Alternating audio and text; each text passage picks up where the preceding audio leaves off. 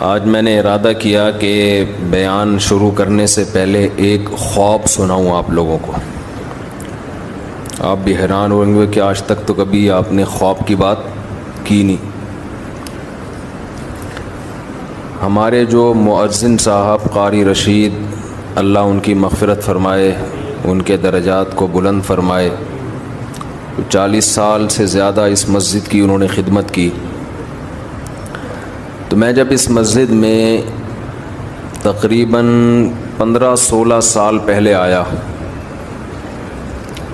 تو یہاں میں نے سوچا کہ میں یہاں بیانات کا سلسلہ شروع کروں، درس حدیث دوں، واعظ کروں. ہوتا ہے نا، انسان سوچتا ہے کہ بھئی انتظامیہ سے مشورہ بھی ہوا کہ ہفتے میں کتنے دن درس ہوگا، کب ہوگا، کیسے ہوگا.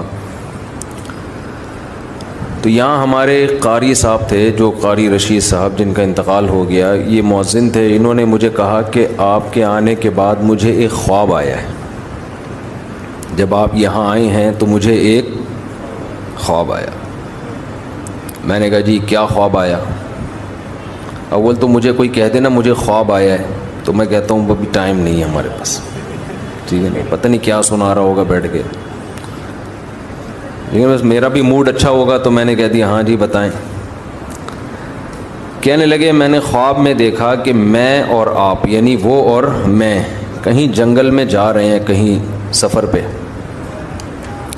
آگے دیکھا بڑے بڑے جنگلی جانور کھڑے ہیں، اژدہے اور ڈائناسور جیسے، نہیں خطرناک، شیر، چیتے.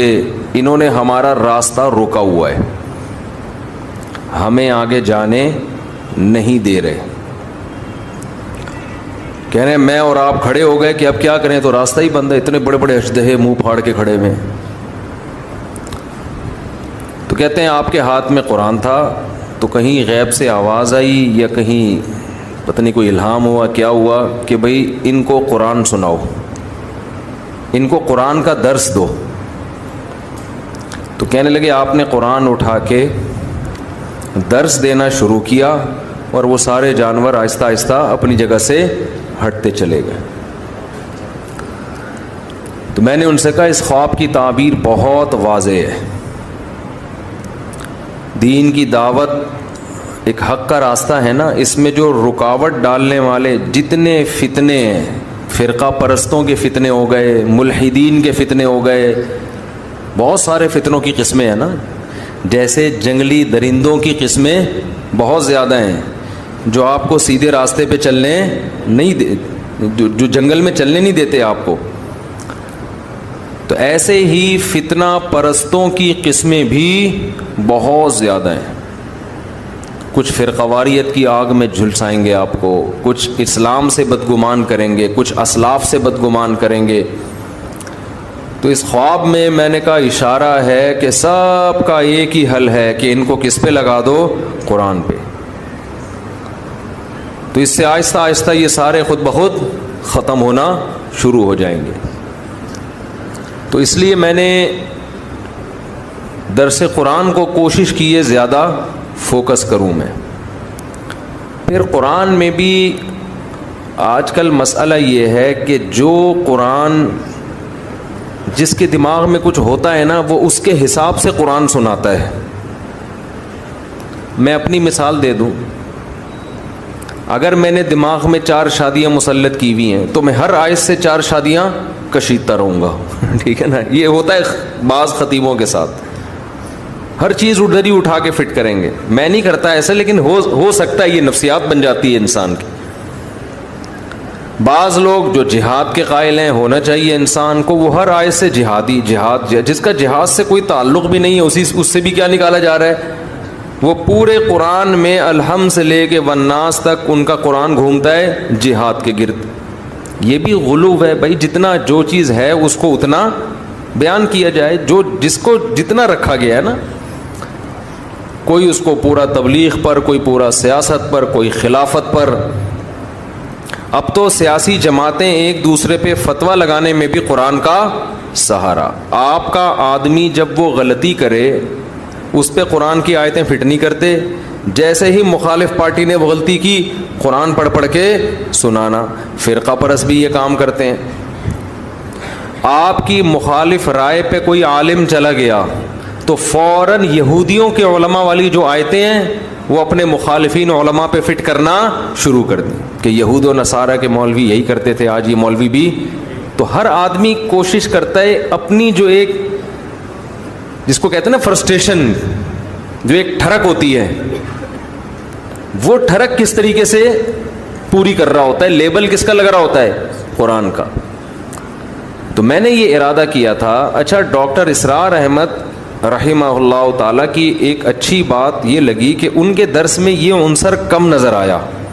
میں یہ نہیں دعویٰ کرتا کہ بالکل بھی نہیں تھا، ان کے بھی اپنے کچھ نظریات تھے جو وہ درس میں لاتے رہتے تھے، لیکن اتنی بات ہے کہ انہوں نے قرآن کے وہ مضامین جو قرآن نے بہت اہتمام سے بیان کیے، ان مضامین کو انہوں نے بہت زیادہ ہائی لائٹ کیا ہے. تو بہرحال میں نے یہ اور بھی علماء ہیں، لیکن ہمارے علماء کا مسئلہ یہ ہے کہ وہ میڈیا پہ نہیں ہیں. ان کے درس اپنی مسجدوں کے اندر محدود ہیں. حضرت مولانا سرفراز خان صفدر صاحب رحمہ اللہ تعالی گجرانوالہ کے بہت بڑے عالم نہیں علامے تھے. وہ اتنے بڑے عالم کہ آپ ان کی کتابیں پڑھو آدمی حیران ہو جاتا ہے کہ کیسا علم اللہ نے اور تحقیق کیسی دی تھی ان کو. جب میں نے ان کی کتابیں پڑھی نا تو میں نے کہا بھائی یہ ایک صفحہ لکھنے میں کم سے کم 1.5 سے 2 مہینہ لگا ہوگا، جو ریسرچ ان کی ایک پیج پر ہوتی ہے. جبکہ مکتبہ شاملہ بھی نہیں تھا، گوگل بھی نہیں تھی. ان کے بارے میں تھا کہ جب وہ تحقیق کرتے نا ان کو پتہ چلتا کہ یہ حوالہ مجھے ملے گا ترکی کے فلاں کتب خانے میں فلاں کتاب میں ہے، یہ یہاں سے کسی کو بھیجا، چل بھائی ترکی جا، فلاں کتاب نکال تلاش کر، اس کے فلاں صفحے میں دیکھ کے مجھے بتا کہ ہے یا نہیں ہے. سمجھتے ہو؟ تو ایسے ان کی تحقیقی کتابیں ہیں، لیکن ہماری عوام ان کو جانتی بھی نہیں ہے. کیوں؟ بھائی وہ میڈیا کا استعمال ہی نہیں تھا، لوگوں کو پتہ ہی نہیں ہے. اور آج کل جتنے لوگ فائدہ اٹھا کے نا اپنی تحقیق لا رہے ہوتے ہیں، اصل میں ان لوگوں کی تحقیقات ہوتی ہیں، نسبت کس کی طرف کر دیتے ہیں؟ میری تحقیق. حالانکہ اپنی نہیں ہوتی کسی کی ہے، چوری کر کے اپنے کھاتے میں ڈال دی. محنتیں ان لوگوں نے کی ہیں جو دنیا کے سامنے ہے ہی نہیں. تو میں نے یہ ان کا میں ایک عرض کر رہا تھا، ان کا بھی بڑا زبردست درس ہوا کرتا تھا. میرا خیال ہے 30-35 بار انہوں نے پورے قرآن کا درس ختم کروایا. مجھے صحیح طرح یاد نہیں ہے، 20 بار یا 30 بار اس طرح پورے قرآن الحمد سے لے کے والناس تک انہوں نے درس قرآن دیا ہے. تو میں نے ارادہ کیا کہ ہم فوکس کس کو کریں گے؟ درس قرآن کو. اور اس درس میں جو اللہ نے جو چیز بار بار کہی ہے میں بھی وہ چیز بار بار بیان کروں گا. اس میں جو مضامین قرآن ہائی لائٹ کرتا ہے نا، جس انداز سے اس کو اسی طرح سے ڈیفائن، تو انداز اس انسان اس کو اپنے اسٹائل میں کرتا ہے. مثالیں تو اپنی دے گے نا، لیکن اس سے ہٹنا نہیں ہے. تو میں آپ سے گزارش کر رہا ہوں کہ اسی سلسلے میں میرا جو چینل ہے نا مفتی طارق مسعود اسپیچز، اس پہ تفسیر کے لیکچرز ہیں. 8 لیکچر ہیں عربی گرامر کے.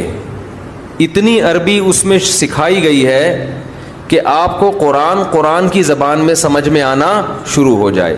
پھر انہی لیکچرز کو سامنے رکھتے ہوئے باقی درس ریکارڈ کروائے ہیں. انہی لیکچرز میں جو آپ کو گرامر آئے گی اس کی پریکٹس کروائی گئی ہے. تو تفسیر لیکچر نمبر 1، تفسیر لیکچر نمبر 2، تفسیر لیکچر نمبر 3، ابھی پتہ نہیں کتنے لیکچر ہو چکے ہیں، میرا خیال ہے 200 کتنے ہو گئے، تو بہت ہو گئے ہیں. تو وہ تو مجھے بھی پتا ہے بہت ہو گئے ہیں، مطلب کتنے، اچھا میرا خیال ہے 200 تک ہو چکے ہیں. تو آپ حضرات ایک کام کریں، وہ لیکچر بھی کیا ہیں اس میں بھی میں نے ٹو دا پوائنٹ قرآن بیان کیا ہے، دائیں بائیں بالکل بھی نہیں کیا. ٹو دا پوائنٹ، بس قرآن کیا کہہ رہا ہے. باقی دیکھیں قرآن تو ایک سمندر ہے نا، اس میں غوطے لگاؤ تو وہ تو مضامین نکلتے چلے جائیں گے. ایک آیت پہ 6-6 گھنٹے بھی تقریریں ہو سکتی ہیں. لیکن ہم نے کوشش کی ہے کہ اس کو بس قرآن سمجھ میں آ جائے کہ اللہ ہم سے کہہ کیا رہا ہے. باقی اس میں علمی نکات کے تو ایک پورا سمندر ہے. تو وہ لیکچر آپ لوگ سنیں. ابھی رمضان ہو رہا ہے ختم، اور آپ نے ہو جانا ہے مارکیٹ سے شارٹ. سمجھتے ہو؟ تو قرآن سیکھو نا، کچھ آگے بڑھو نا. یہ درس جو میرے ہوتے ہیں اس میں تو قرآن بھی چل رہا ہے اور پھر موجودہ حالات کے لحاظ سے ہم دائیں بائیں بھی چلے جاتے ہیں. اس میں ٹو دا پوائنٹ قرآن ہے. ان لیکچرز کو آپ سنیں. میرا چینل مفتی طارق مسعود اسپیچز پہ وہ لیکچرز اپلوڈ ہو چکے ہیں. رمضان میں ابھی ناغہ چل رہا تھا کیونکہ میرے مصروفیت اتنی ہو گئی تھی, ارادہ تو میں نے کیا تھا لیکن نہیں ہو پایا. پھر یوٹیوب کی بھی کوئی پالیسی ہوتی ہے, آپ ایک وقت میں اتنا مال ڈال نہیں سکتے یوٹیوب پہ, ٹھیک ہے نا, وہ نوٹیفیکیشن نہیں بھیجتا. تو اس چینل کو سبسکرائب بھی کر لیں. اس کا فائدہ یہ ہوگا کہ آپ کو نوٹیفیکیشن مل جائے گا. سمجھتے ہو؟ اور بیل آئیکن پہ کلک کرنا نہ بھولیے. وہ ہم نے یوٹیوب سے جب بھی کسی چینل پہ جاؤ نا آتا ہے بیل آئیکن پہ کلک کرنا. ابے بھائی تو بول آگے. کوئی چیز ویڈیو ہم دیکھ رہے ہوتے ہیں نا, پہلے وہ اپنی قومی ترانے سنانا شروع کر دیتا ہے تو آدمی غصہ آتا ہے, بات کر ہمارا ہیڈک ہے, بیل آئیکن پہ کلک کر. یہ آٹو پہ آیا ہوا ہوں میں وہ سن کے نا. تو بیل آئیکن پہ کلک کریں نہ کریں, سبسکرائب کر لیں. اس سے کسی دن غیرت جاگ جائے گی آپ کی. جب بار بار نوٹیفیکیشن آئے گا تفسیر کے لیکچر کا, بھائی لیکچر شروع ہونے والا ہے, تو شاید کسی دن آپ کی غیرت جاگ جائے کہ آج سن لو یار. اور وہ سنجیدہ لوگوں کے لیے. دیکھو اڑا اڑی والے دنیا میں بہت ہیں, جذباتی لوگ دنیا میں بہت ہیں. آپ کو ایسے لوگ ملیں گے ہو ہاں روئے دھوئے نماز میں ایسے تہجد میں لگے ہوئے ہیں, اگلے دن مارکیٹ سے شارٹ. نبی صلی اللہ علیہ وسلم کو وہ عمل محبوب تھا جو نبی فرماتا, حضرت عائشہ فرماتی تھی تھوڑا ہو لیکن پابندی کے ساتھ. تو وہ ہفتے میں صرف 3 دن اپلوڈ ہوتا ہے, پیر, منگل اور بدھ کو. اس درس کی خاصیت یہ ہے کہ بالکل سہل انداز میں عوامی اسٹائل میں ہے, وہ گاڑھا اور پیچیدہ نہیں ہے. میری عادت ہوتی ہے میں وہ کام نہ کروں جو دوسرے پہلے کر چکے ہیں, وہ کام کرو جو دوسرے نہیں کر رہے.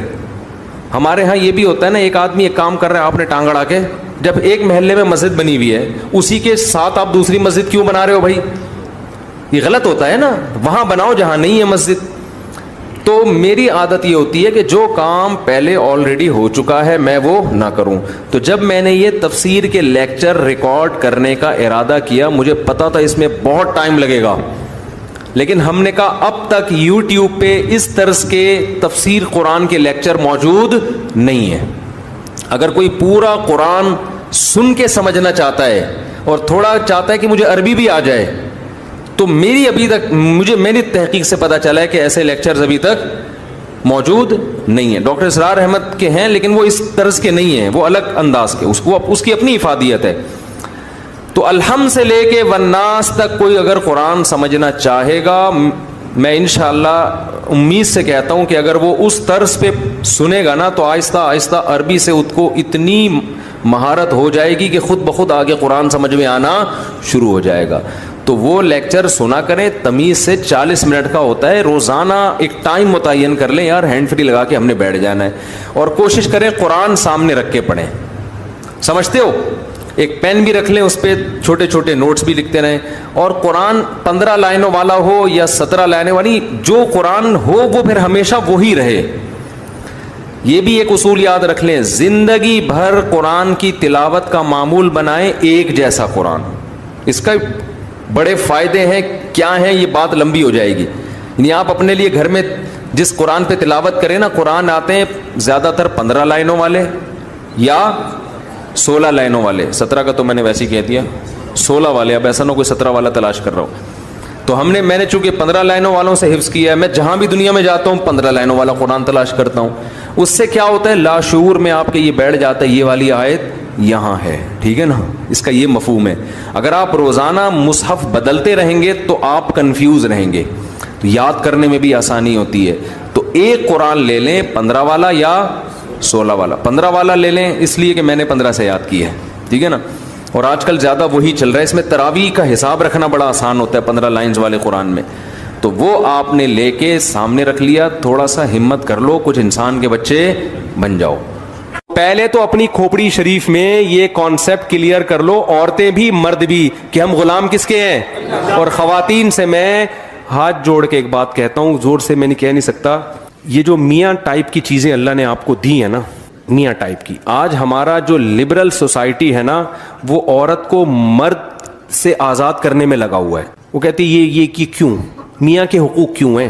اگر عورت مرد کی ماتحتی سے آزاد ہو گئی نا, اس کا حشر وہ ہوگا جو وہاں کی بڈھی عورتوں کا ہے. میں بار بار ایک جملہ آج کل ریپیٹ کر رہا ہوں, گوری عورتیں شادی نہیں کرتی کہ شوہر کی ٹینشن پالنی پڑے گی, حالانکہ وہاں شوہر کے وہ حقوق نہیں ہے جو اسلام میں ہے. وہاں تو کوئی حقوق ہی نہیں ہے نا, وہ کہیں گے جو مرضی کرنا ہے. اور شوہر پہ بھی وہ حقوق عورت کے نہیں ہے جو اسلام نے دیے. اسلام نے تو پوری پابندی شوہر پہ ڈال دی نا کہ گیس بجلی کا بل کون دے گا بھائی, شوہر دے گا. اور عورت کو یہ کہا کہ تم اس کی اطاعت کرنا ہے تم نے. تو گورا نہیں سکھاتا عورت کو کہ تم نے شوہر کی اطاعت کرنی ہے. گورا یہ سکھاتا ہے کہ عورت کو کہ دیکھو سب آزاد ہیں, ویمن رائٹس ہیں, کسی عورت نے شوہر کی اطاعت نہیں, اپنی مرضی سے کرنی ہے کرو, کوئی آرڈر نہیں چلے گا. آئی بات سمجھ میں؟ جب گھر سے نکلنا ہے تو شوہر سے پوچھنے کی ٹینشن کی ضرورت, بولو نا, نہیں. شوہر کو یہ کہا کہ تمہارے ذمے اس کو کھلانا پلانا نہیں ہے, تم ساری زندگی ایک کپ چائے کی پیالی بھی نہیں پلاؤ تو کوئی ٹینشن کی بات نہیں ہے. تم اپنے باپ کو نہ پلاؤ تو ٹینشن نہیں ہے, تو بیوی کیا ہے بھائی؟ ایسے لوگ بھی وہاں بہت کثیر تعداد میں ہیں جو ہیومن رائٹس ویمن رائٹس کی تنظیمیں کے لیڈر ہیں. اپنے باپ کو پوری زندگی کبھی ایک کپ چائے کی پیالی بھی انہوں نے اپنے خرچے پہ نہیں پلایا. آپ کو ہول سیل کے حساب سے ملیں گے وہاں پہ, بہت ہیں. نہیں آ رہی میرا خیال ہے بات. تو وہ بیوی کو کہاں کھلائے گا؟ ابا کو نہیں پوچھ رہا, اور بیوی کے ابا کو پھر تو الگ سی بات ہے.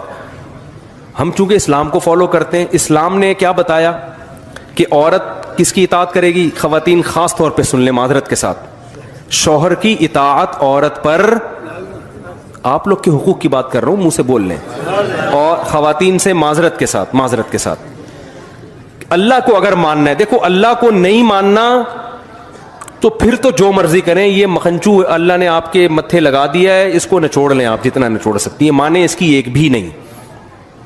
لیکن اسلام کو اگر آپ مانتی ہو, اللہ کو اگر آپ مانتی ہو, تو اللہ کیا کہتا ہے؟ وَلِلرِّجَالِ عَلَيْهِنَّ دَرَجَةٌ, ہم نے مرد کو عورت پر ایک درجہ, بولو نا, زیادہ دی.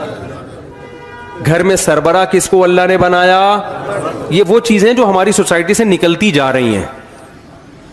گھر میں سربراہ معذرت کے ساتھ کس مکھنچو کو بنایا؟ شوہر کو. تو سربراہ کا مطلب کیا ہے؟ اس کی ماننی ہے یا نہیں ماننی ہے؟ اس کی اطاعت کرنی ہے, جائز باتوں میں, ناجائز باتوں میں یا اس اپنی استطاعت سے زیادہ باتوں میں نہیں. بعض لوگ بہت زیادہ بوجھ ڈال دیتے ہیں, وہ نہیں. جائز چیزوں میں گھر سے نکلتے ہوئے میاں سے پوچھنا ہے میں جا سکتی ہوں. گھر میں شوہر کی مرضی کے بغیر کوئی نہیں آ سکتا.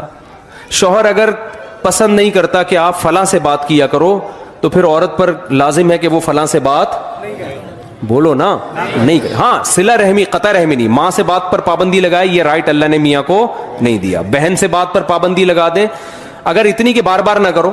بعض دفعہ فساد ہو رہا ہوتا ہے نا, بہنیں بھڑکا رہی ہوتی, میاں یہ کیسز بہت آ رہے ہوتے ہیں میرے پاس. شوہر کہہ رہا تو بھی بہن سے, شوہروں کو تو ہم یہی مشورہ دیں, خام خواہ کی ٹینشن دینے کی ضرورت نہیں ہے, پابندیاں نہیں لگاؤ بلا وجہ کی. تم چنگیز خان کی اولاد میں ہو, تم کیا کر رہے ہو بیٹھ کے؟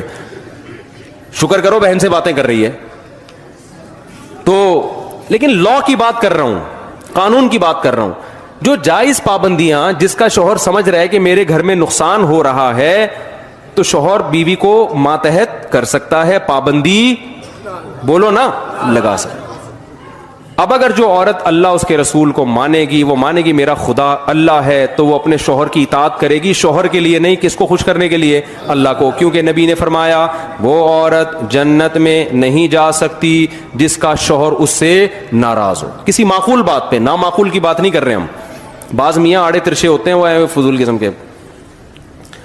اور میرے بھائی, خواتین کو دو چار باتیں کر کے, ایک دو باتیں پھر اور کروں گا, کائنڈلی تھوڑا سا اور برداشت کر لیں مجھے.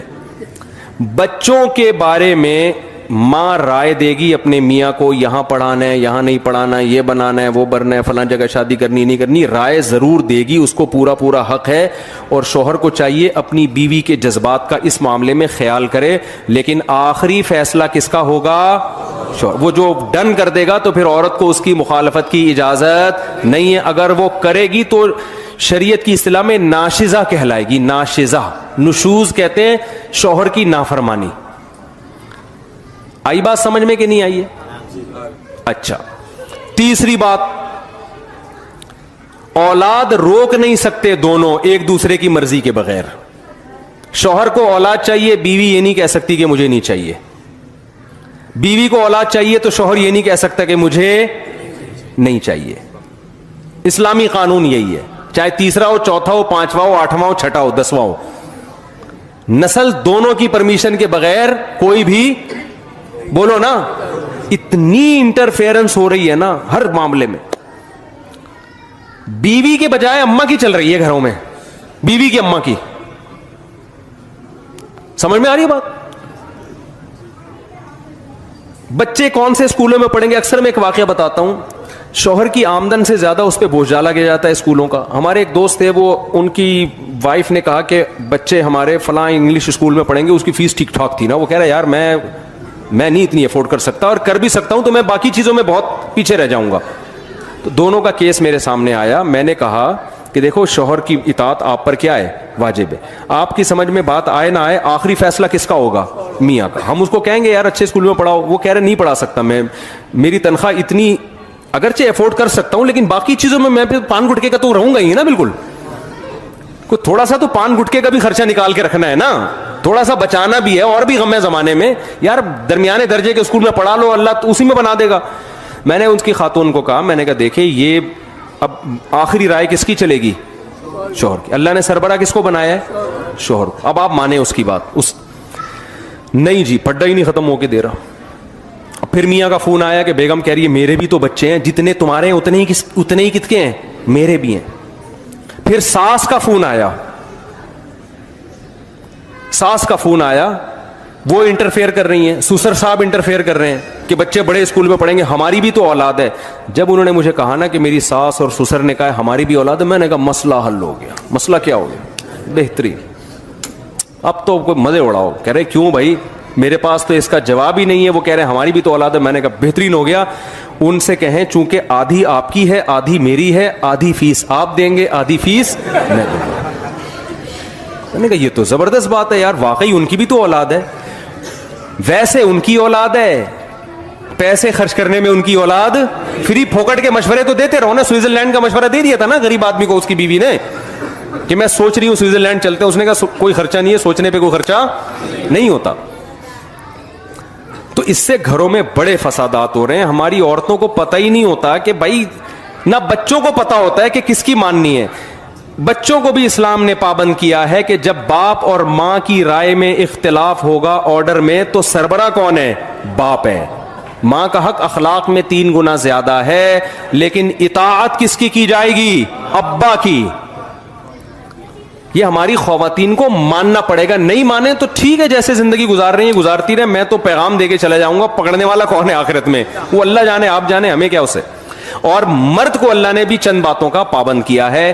گورے وہ پابندیاں مردوں پہ نہیں لگاتے. مرد کو کس بات کا پابند کیا ہے وہ بھی نمبر وار بتا دوں جلدی جلدی.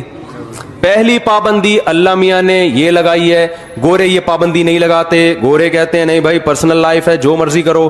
اسلام نے پابند کیا ہے عورت کی طرف جانے کا راستہ تمہارے پاس نکاح کے علاوہ کوئی بھی نہیں ہے. کسی عورت سے فائدہ اٹھانا چاہتے ہو بیوی بنا کے لے آؤ, اس کے علاوہ تمام راستے بند.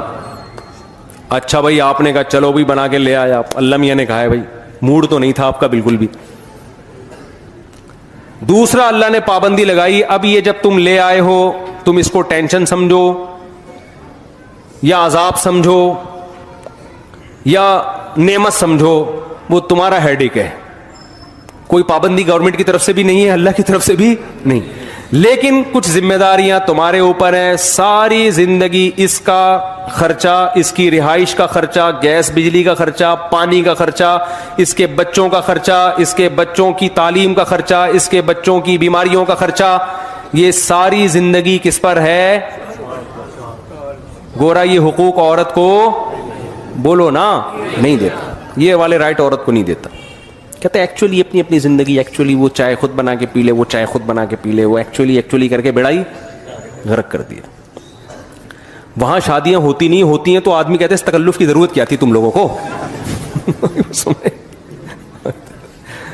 اس تکلف کی ایک چیز میں نے گورے میں بہت پازیٹیو دیکھی ہے. بہت ساری چیزیں اور بھی سچی مچی کی پازیٹیو بھی ہیں, ایمانداری ہے ان لوگوں میں, جھوٹ نہیں ہے. وہ تو پازیٹیو چیزوں پر تو میں کئی بار بیان کر چکا ہوں نا, وہ تو سبھی مانتے ہیں, وہ تو سیکھنے کی چیزیں ہیں. لیکن ایک بڑی خاندانی چیز ہے گوروں میں, اکثر گورے اپنے بچوں کی ماں سے ہی شادی کرتے ہیں. یہ بہت پازیٹیو چیز میں نے دیکھی. وفا کرتے ہیں. اکثر شادی کس سے کرتے ہیں؟ اپنے بچوں کی ماں سے. اب پتہ نہیں پازیٹیو ہے کہ نیگیٹو ہے, بہرحال مجھے تو کئی دنوں سے سوچ رہا ہوں یہ پازیٹیو ہے یا نیگیٹو ہے, کیا ہے. واللہ بھائی کھوپڑی میری خراب ہونا شروع ہو گئی اس سوچ کے. تو اسلام پازیٹیوٹی کو ترجیح دیتا ہے کہ پازیٹیو سوچا کرو. تو میں نے یہی سوچا کہ یہ پازیٹیو ہے کہ اپنے بچوں کی ماں سے کیا کر رہے ہیں؟ شادی کر رہے ہیں. اس میں تمبو ومبو لگا دیتی ہے نا وہ بچے آ کے, وہ شادی میں فائدہ ہوتا ہے ان کا. خیر, تو اللہ میاں نے آپ کے ذمے یہ لگایا ہے کہ آپ کیا کریں بھائی, ساری زندگی خرچے کس کے ذمے ہیں, اور اس میں کنجوسی سے کام نہ لیں.